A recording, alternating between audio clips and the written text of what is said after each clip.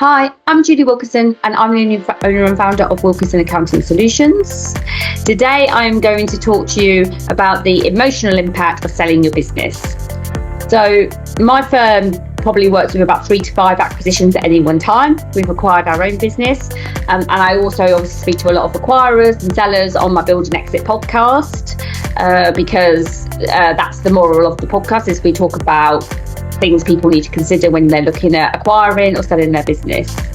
And I think I've had some guests come on my podcast that have actually talked about saying that selling a business can actually be like losing a child.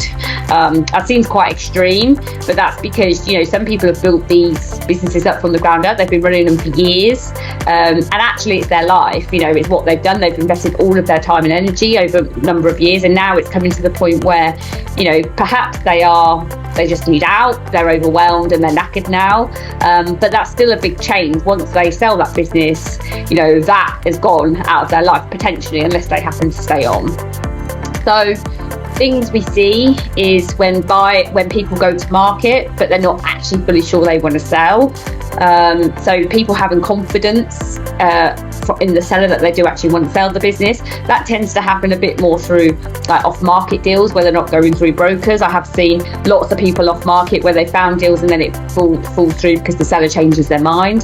So I think it's really important that a seller is truly confident that they do want to sell the business before they go to market, because obviously people can waste a lot of time, energy and money investing in acquisitions if that actual seller isn't really wanting to sell.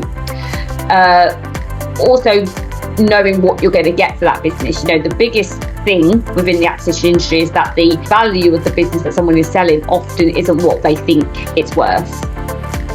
Businesses aren't like houses. You can't go down the pub and see your mate who's got a similar business to you and theirs is worth X million pounds and you suddenly think yours is X million pounds just because potentially you're a similar turnover.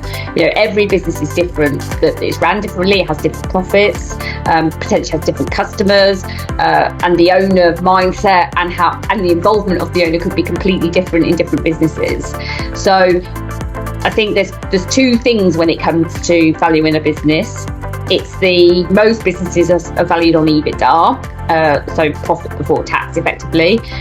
Some industries might be valued slightly differently, but that is what the average industry is valued on. So there's first of all is the average 3-year EBITDA of your business. And then there's what multiple will someone pay as a goodwill for buying that business. So the value of the business is fact. You have got 3 years sets of accounts, and depending on the accuracy of those accounts will depend on what you're reporting versus the reality. And then there's the goodwill in that business, which is what someone's then willing to pay for it. And that what someone is willing to pay for it will often be based on how well that business is ran. So somebody might get 5 times EBITDA if it's ran really well, and maybe a big corporate firm's coming in and buying them. But somebody else, if it's very owner operated, it might be to a third party that isn't worth 5 times EBITDA because the business model isn't set up well enough for it to run.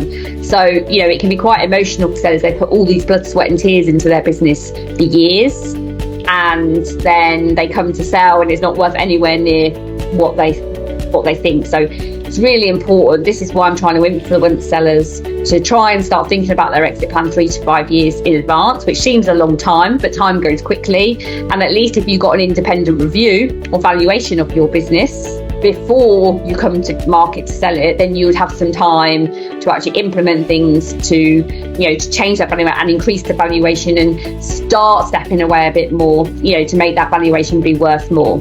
So if anybody needs an independent review or evaluation on their business, then do contact us at accounts@wilkinsonaccountingsolutions.co.uk or visit our website, www.wilkinsonaccountingsolutions.co.uk, because you can find all our information and services where we help businesses with valuations and exit planning on there. I look forward to seeing you soon.